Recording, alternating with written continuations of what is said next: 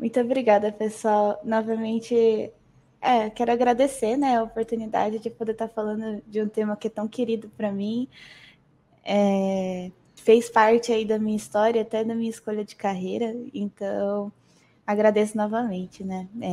Me introduzindo um pouco, meu nome é Rebeca, eu sou uma mulher branca, de cabelos longos, eu estou usando um vestido preto florido.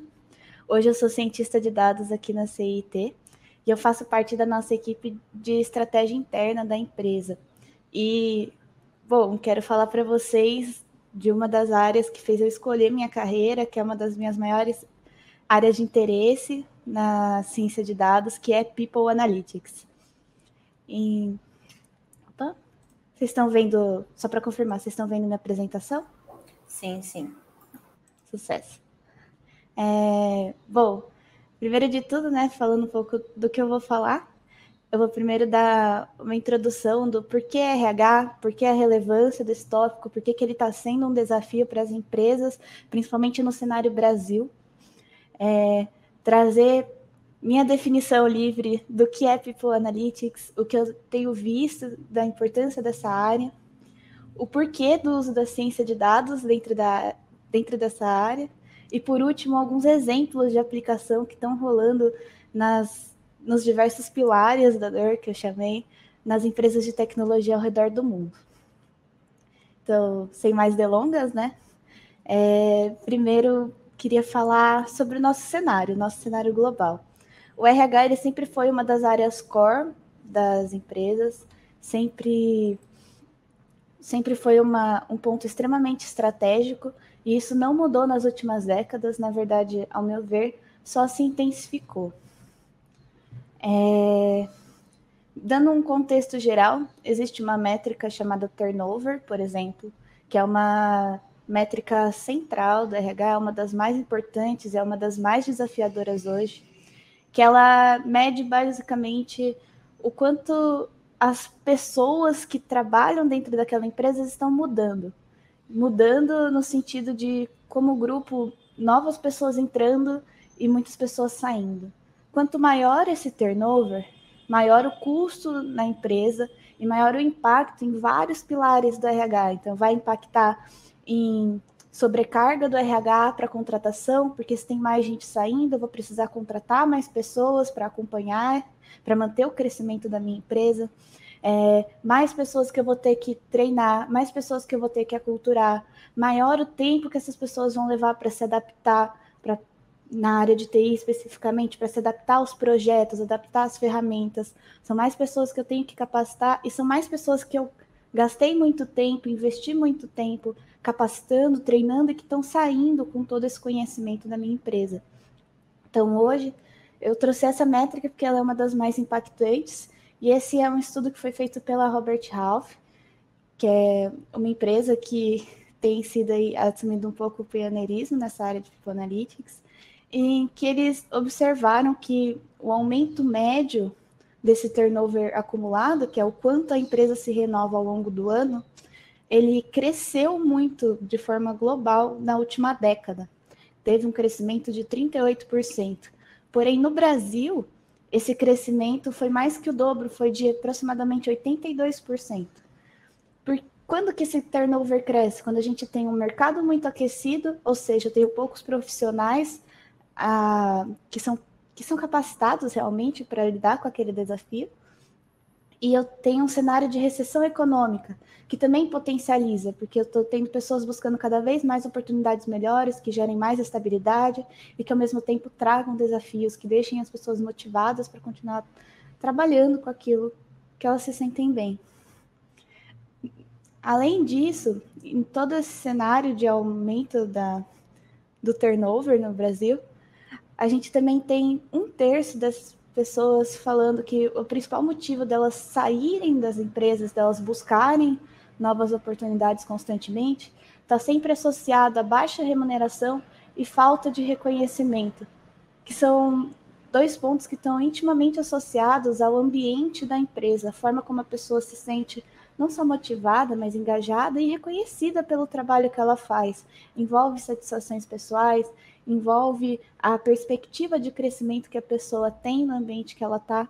E 1/3 das pessoas que têm intenção de continuar buscando novas oportunidades alegam que esse é o principal motivador.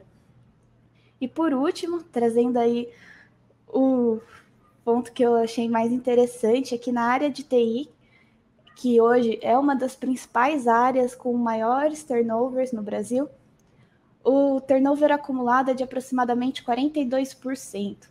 Ou seja, o que isso significa? Significa que no Brasil, na área de TI, em geral, ao longo de um ano, 40% das pessoas que trabalham com você mudaram, são outras pessoas. E isso tem um impacto não só na saúde do ambiente da empresa, como também na saúde da empresa em si, que acaba trazendo um impacto financeiro muito forte. E alinhado a uma recessão econômica, se torna extremamente relevante. Com tudo isso, né, quais que hoje eu vejo que são os principais pilares, os principais desafios que o RH deve enfrentar, não só tem enfrentado na última década, mas deve enfrentar daqui para frente. O primeiro eu vejo que está realmente associado a esse turnover, que é o recrutamento, seleção e retenção. Então, a garantia de que eu estou conseguindo selecionar as pessoas certas, trazer elas para dentro da minha empresa, ter atratividade realmente no meu ambiente e conseguir reter essas pessoas dentro de casa. Porque quanto mais pessoas, mais tempo eu tenho que investir para contratar mais gente, porque eu tenho uma necessidade de tampar um buraco, né, da minha empresa, além de continuar crescendo, mais perigoso é eu contratar alguém que no fim não vai ser um bom fit na minha empresa. E cada vez mais crucial é toda essa dinâmica de movimentações. Então, eu saber que eu estou contratando as pessoas certas, estou colocando elas nos seus desafios nos desafios adequados, que elas se sintam motivadas, que elas sejam um bom fit para o meu ambiente de empresa, que elas realmente gostem do que estão fazendo e ao mesmo tempo tenham perspectiva de carreira. Se colocar elas numa equipe em que elas consigam se desenvolver e desenvolver os demais, e ao mesmo tempo reter essas pessoas dentro da minha empresa. O segundo desafio que eu vejo que é muito importante nessa próxima década é a respeito de desenvolvimento e carreira. E esse pilar eu coloquei pensando principalmente na área de TI. Por quê? A gente está trabalhando numa área que é íntima da inovação. E quando a gente fala de inovação, inovação é coisa nova.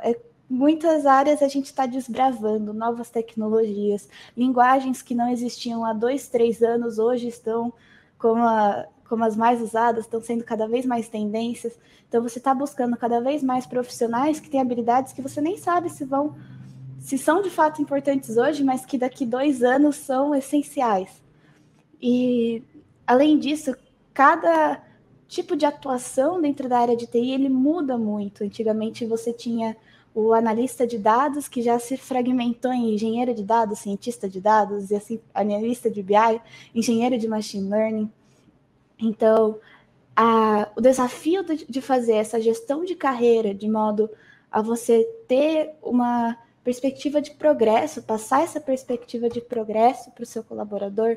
Então, ele chegou na empresa, beleza, o que eu preciso fazer para evoluir? E aí, pensando não só em se tornar mais sênior, que é algo bem característico da nossa área, mas também hoje existem muitas pessoas que não têm interesse em evoluir, crescer para uma área gerencial. Então, como que eu crio uma nova carreira onde essa pessoa possa continuar crescendo? E o último ponto, o último pilar, que é também um dos pontos centrais aí do RH, que mais dá mais pano para manga nesse sentido, é o reconhecimento, satisfação e ambiente. Então, a forma como a pessoa se sente na empresa, de um modo geral. Então, está intimamente relacionado aos demais, recrutamento, seleção, retenção, principalmente. Ele está muito... ele implica em muitos aspectos da carreira da pessoa e ele é cada vez ele é muito difícil de você conseguir medir, de você conseguir acompanhar, de você conseguir principalmente escalar. Ou seja, sair de um nível individual e fazer isso bem, não só com um colaborador, mas com uma equipe inteira, com uma área inteira, com uma empresa inteira. Então, como que eu vou conseguir conciliar todas as minhas intenções com promoções, aumentos salariais de fato? Como que eu consigo resolver os conflitos dentro daquela equipe que pode estar tendo, seja com o cliente, seja com a liderança, seja uns com os outros? Como que eu desenvolvo toda essa parte de inteligência emocional da minha equipe? Como que eu formo lideranças inatas da minha empresa? Então, como que eu crio dentro das minhas equipes pessoas que já são reconhecidas pelos colegas como líderes de fato? E como que eu passo para os meus colaboradores esse senso de identidade, toda a cultura da empresa? Então, resumidamente, esses que são os principais desafios do RH hoje. E, sem mais delongas, né, uma vez que está explicado por que RH, por que o RH é tão importante, tão estratégico para a empresa, vamos falar o que de fato é People Analytics, né?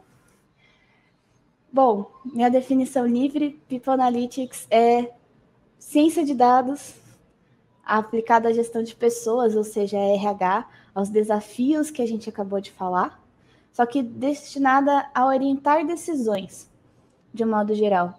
Então, ciência de dados é uma ciência que se propõe a estudar fatos, eu vou falar isso um pouco mais para frente, mas People Analytics é isso, é utilizar esses dados para resolver esses problemas que são cada vez mais vitais para as empresas e que são diferenciais num mercado tão concorrido como na área de TI.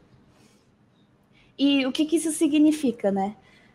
Primeiro, é sobre RH, então a gente está falando sobre aqueles desafios, a gente está falando de uma área extremamente estratégica para a empresa, que impacta na vida de todos que estão envolvidos, não é só na área do RH, mas impacta na minha equipe, na sua equipe, na vida dos gestores, na vida das pessoas que ainda estão querendo entrar na empresa. Ele envolve tomadas de decisões que são muitas decisões em todos os níveis gerenciais. Então, a gente está falando de decisões desde o momento operacional, do eu vou priorizar esse currículo e não aquele, até decisões extremamente estratégicas, como, por exemplo, eu vou estabelecer uma cota de contratação de mulheres porque é o objetivo da empresa aumentar a diversidade de gênero. E por último, mas não menos importante, trabalha com ciência de dados, ou seja, eu quero ter um respaldo estatístico, um embasamento que não seja no feeling, mas que eu consiga provar de fato que as decisões que eu estou tomando são as melhores decisões, porque todas essas decisões elas são muito custosas e o impacto delas é muito, não é geralmente de tão curto prazo, e é muito grande, ele tem uma escala muito grande. E, bom, sendo sobre RH, envolvendo tomada de decisões, utilizando ciência de dados, você pode me perguntar, Rebeca, então, o que é ciência de dados? Né? Bom, de uma definição mais livre, né? Ciência de dados é uma área da ciência que utiliza principalmente ferramentas estatísticas para extrair conhecimento, para obter informações que vão orientar minhas tomadas de decisão. Então, ela envolve você descobrir aquilo que os dados que você tem podem te falar, podem te ser úteis e podem te ajudar a tomar uma decisão mais estratégica. E quais que são as ferramentas, né, que essa ciência de dados, depois de dada essa definição mais ampla, quais que são as ferramentas que essa ciência de dados proporciona, né? Eu trouxe aqui alguns exemplos. Eu separei, coloquei no gráfico, de forma geral, as soluções menos complexas para mais complexas, né, no eixo vertical, e o impacto que esse tipo de solução costuma ter, dadas decisões, os tipos de decisões que isso suporta. Então, uma ferramenta inicial da ciência de dados, não estou dizendo que ela é menos importante, apenas que ela é menos complexa, é uma simples definição de métricas e indicadores. Então, quando você está tomando decisões relevantes, como na área do RH, por exemplo, é muito importante que você consiga medir a efetividade das suas decisões.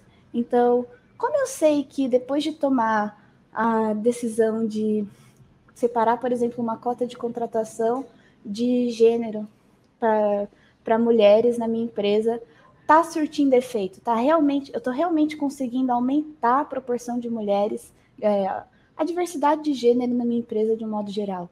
Eu preciso ter uma forma de medir isso, eu preciso ter uma forma de acompanhar os resultados daquilo que eu estou avaliando. E a definição de métricas e indicadores, ela vem disso, ela vem desse estudo de conseguir identificar quais que são os pontos chaves que norteiam realmente, que são as metas que eu vou de fato buscar como empresa.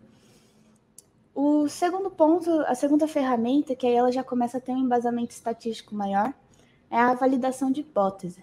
A validação de hipótese ela é como um átomo na ciência de dados, que ela acaba sendo uma ferramenta estatística que a gente tem para validar ou rejeitar uma afirmação.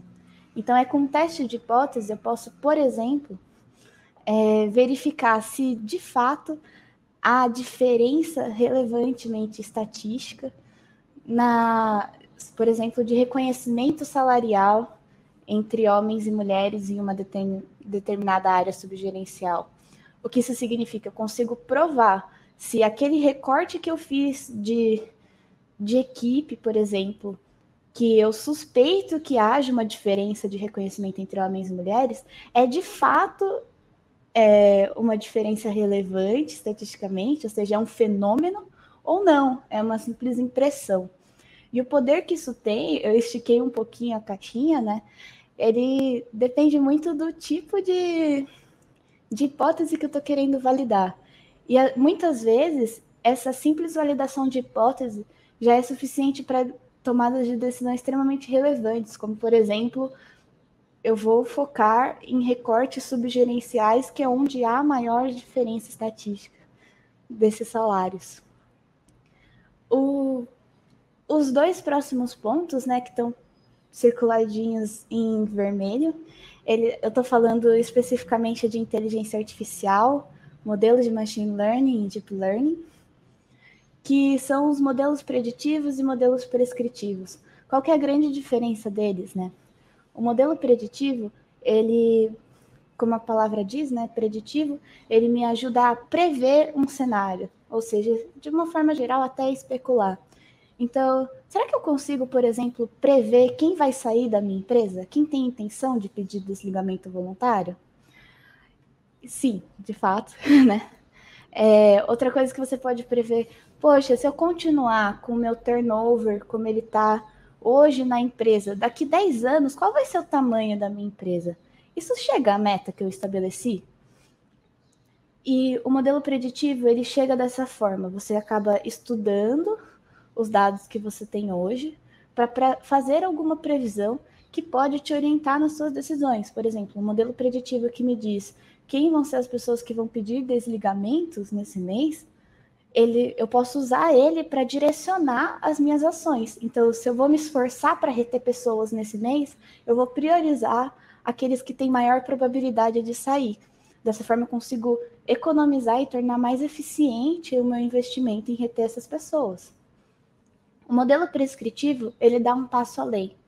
O modelo prescritivo, prescritivo você pode entender como recomendação. Então, é como se fosse um médico que analisa o quadro clínico geral seu e fala, acho que você precisa tomar tal remédio. O modelo prescritivo, ele vai por essa linha. Dado esse cenário, dado essa pessoa que pediu o desligamento, qual ação que você deve tomar? Eu sei que essa pessoa está pedindo desligamento porque ela está há muito tempo sem receber promoção, mas do que a gente avaliou aqui, ela teve muitos ciclos de reconhecimento positivos, ela só não pôde, eventualmente, ser promovida nesse período. Poxa, então, uma das formas mais eficientes de você reter essa pessoa seria promover ela esse mês. E Por último, né, os experimentos que têm aí a maior dificuldade, são os mais complexos, eu diria, de aplicar. Falando aí de experimentos naturais e experimentos induzidos, a gente está falando aqui de método científico. O que seriam esses tais experimentos, né? Um experimento natural seria você observou que existiam, quando você fez lá os seus modelos preditivos e prescritivos, você observou que haviam 3 equipes que tinham um ambiente degradado, ou seja, as pessoas estavam tendo dificuldade com o cliente ou dentro da equipe, com o gerente, por exemplo. E dessas 3 equipes, em uma delas, você sabe que o seu gestor foi lá, o gestor da área foi lá e atuou nessa equipe. Ele tomou uma ação. E depois de 2 meses, você viu que essa equipe teve maior retenção de pessoas do que as outras 2. O que isso significa? Isso te ajuda os experimentos, eles ajudam a gente a medir e comprovar a efetividade das ações que a gente toma. Com esse experimento, a gente consegue ver o quão efetivo é a ação que aquele gestor tomou. Então quando ele juntou com aquela equipe, por exemplo, ele começou a participar das intermediações com o cliente. Dessa forma, o ambiente da empresa, daquela equipe melhorou, ou ele limitou as horas extras e começou a se impor perante aquele cliente. Isso já foi suficiente para melhorar o ambiente do projeto no geral. Com isso, com esses experimentos, você consegue medir de fato a consequência daquilo que está sendo feito. E os experimentos naturais é quando, né, nesse caso, envolve aí uma eventualidade disso ter acontecido de fato, mas os experimentos naturais, eles dependem disso ter acontecido, mas eles também podem ser experimentos induzidos. Você pode testar, por exemplo, uma determinada ação e ver, observar ao longo do tempo a efetividade dessa ação que você tomou. Então, hoje eu tenho aqui uma previsão de porcentagem de desligamentos. Eu confio no meu modelo prescritivo, que está falando para eu, por exemplo, alocar o meu gestor de forma mais próxima, intermediando o cliente? Eu não sei ainda. Eu sei o respaldo científico que tem, o que os dados me falaram, mas e na realidade? Como que isso de fato interfere nas minhas decisões, impacta de fato na minha equipe? É um momento em que você testa realmente a efetividade das suas ações. E por último, né, não menos importante, eu queria trazer, então, dito tudo isso, muita informação, eu queria trazer alguns casos de como isso tem sido usado em grandes empresas de tecnologia ao redor do mundo e como tudo isso que a gente falou é realmente muito prático. O primeiro caso que eu queria trazer é o caso da Apple. A Apple é uma grande empresa de tecnologia que muitos devem conhecer, se não todos.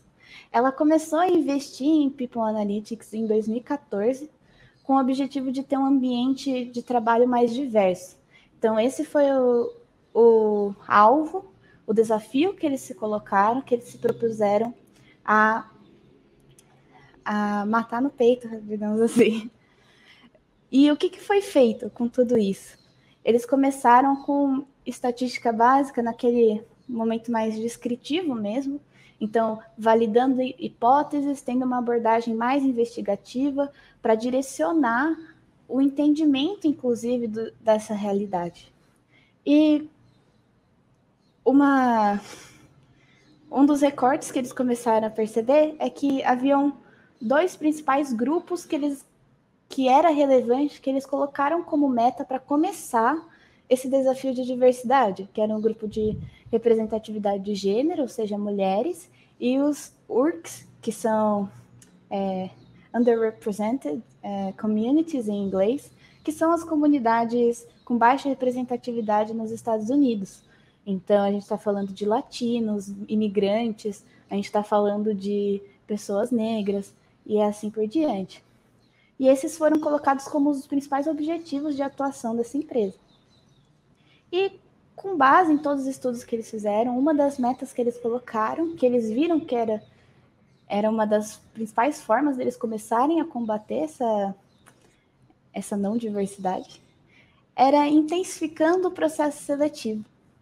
Então, eles começaram a separar realmente cotas, colocar metas de contratação e de formação de lideranças dentro da empresa. Então, lideranças femininas, no caso, né, porque a gente está falando de disparidade de gênero, e lideranças URCs. E com isso, eles tiveram os resultados que eu estou apresentando. Eles tiveram um crescimento de 2014 a 2020 de mais de 90% na representação desses grupos desfavorecidos, isso global, a nível global da Apple. Teve crescimento aproximadamente proporcional também nas lideranças e de 85% para mulheres. E isso foi fruto realmente de um trabalho muito bem feito. Hoje, se qualquer um de vocês quiser entender melhor o que foi feito, a detalhes, aprofundar, no próprio site da Apple, isso é destrinchado por eles. Eles têm painéis para você acompanhar as métricas desde 2014 até hoje, como que evoluíram todas as informações, o crescimento da proporção de lideranças globais, liderança nos Estados Unidos. E também fica a minha indicação, eles também possuem um podcast hoje sobre People Analytics, que é muito legal, é muito interessante para quem quiser se aprofundar, em que eles chamam convidados para debater temas gerais, não necessariamente de diversidade, mas gerais de People Analytics, que são desafios para todas as empresas hoje. Como, por exemplo, o desafio de você fazer integração de pessoas em ambiente remoto. Então, temos aí um primeiro resultado que foi resultado de muitos anos de trabalho, realmente você pode ver, é longuíssimo prazo, é investimento a longo prazo, a Apple mostrou isso, em que eles começaram a ter os resultados de diversidade extremamente relevantes. O próximo exemplo que eu quero trazer é o exemplo da Google. A Google, também creio que todos conhecem, tinha como desafio, como meta, otimizar o processo seletivo. Eles são uma das empresas que mais têm aplicações de currículos no mundo, diariamente. Eles tinham essa dificuldade de fazer realmente a triagem dos currículos, conseguir marcar a entrevista com todos que eles tinham interessados. E quando eles começaram a analisar, um dos problemas que eles se depararam era que, assim, toda empresa enfrenta isso, não é só todo mundo que você contrata que de fato se adapta àquele ambiente, que quer continuar na empresa. Então, eles começaram a redesenhar esse processo seletivo, investigar a efetividade de ter pessoas envolvidas nesse processo ou não. E eles perceberam que a chance de uma pessoa continuar na empresa, se adaptar, sendo que a pessoa que entrevistou ela são de fato os colegas de equipe dela, era irrisória, assim. Ou seja, se você é entrevistado só pela pessoa da RH ou se envolve o seu futuro gestor na entrevista, a chance de você se adaptar àquela equipe é a mesma. E com isso que eles concluíram? Eles concluíram que eles não precisavam envolver a liderança direta da pessoa no processo seletivo. Com isso, eles limitaram a agenda das gestões executivas dentro dessas entrevistas. Então, antigamente, cada gestor ele participava de aproximadamente 10 processos seletivos por semana. Eles limitaram isso para 2 ao longo da semana em que eles iriam participar. E com isso, eles tiveram uma economia absurda, simplesmente de alocação desses profissionais.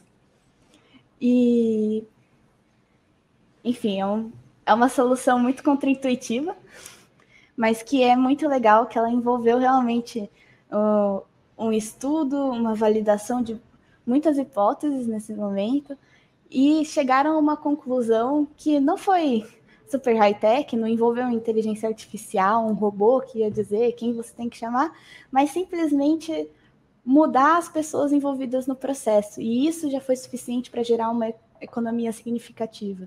Se alguém quiser ler um pouco mais a respeito, saiu uma notícia dando um pouco mais de detalhes no Washington Post. E é muito legal, esse é um projeto que já foi aberto também na mídia. Então, qualquer um que quiser pesquisar mais a respeito também vai ter material. E, por último, eu também queria trazer o caso da IBM. A IBM também, uma das gigantes da tecnologia no mundo, colocou como desafio combater o turnover, ou seja, aumentar a retenção desses colaboradores. E quais foram as decisões tomadas? A IBM, de fato, criou um modelo que previa a probabilidade de um colaborador se desligar naquele período. E com isso, eles começaram a direcionar de forma personalizada as políticas de retenção. Então, eu sei que determinado colaborador vai querer sair da empresa, eu vou sinalizar o gestor, o RH, as áreas envolvidas, e eu vou tomar ação específica para reter aquela pessoa. E o resultado foi um dos mais absurdos e mais relevantes, exatamente pelo impacto que o turnover tem na empresa. Eles hoje conseguem predizer as pessoas que vão pedir desligamento da empresa com 95% de precisão. E isso gerou a eles, no período, uma economia de aproximadamente 300 milhões de dólares. Então, esse, de fato, é um grande exemplo aí. Só um minuto que minha bateria ia acabar. Então, esse foi um grande exemplo. Ele envolve turnover, que é, de novo, um dos pontos que mais impacta na saúde financeira da empresa, na saúde geral da empresa.